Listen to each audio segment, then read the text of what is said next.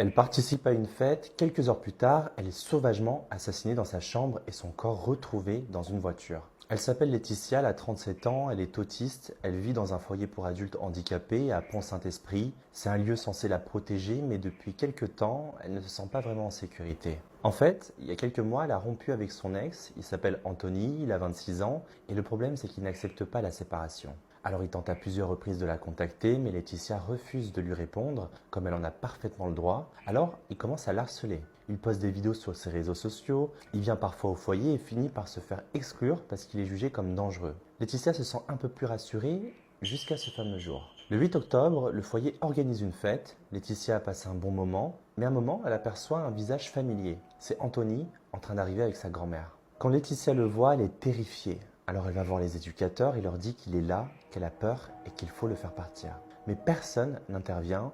Anthony reste dans le bâtiment. Après la fête, il rentre chez lui. Mais plus tard dans la nuit, il revient au foyer, cette fois sans aucune autorisation. Il réussit à entrer dans le bâtiment, il retrouve Laetitia dans sa chambre et la poignarde à plusieurs reprises, notamment au visage. Son sang se vide pendant qu'il la regarde.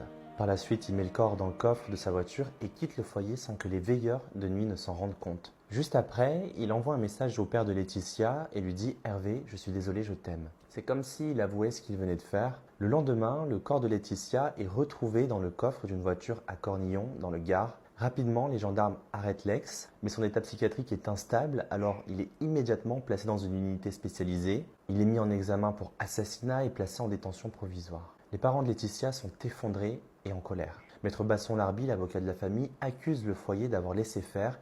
Il dit que c'est pas normal qu'un homme puisse faire ça sans que personne ne voit rien. Les journalistes contactent le foyer pour avoir des réponses, mais personne ne répond. Une marche blanche est organisée par la famille à Bagnols-sur-Cèze ce samedi pour rendre hommage à Laetitia et réclamer justice. N'hésitez pas à en parler autour de vous pour faire circuler l'information et mobiliser un maximum de monde parce que c'est important pour eux.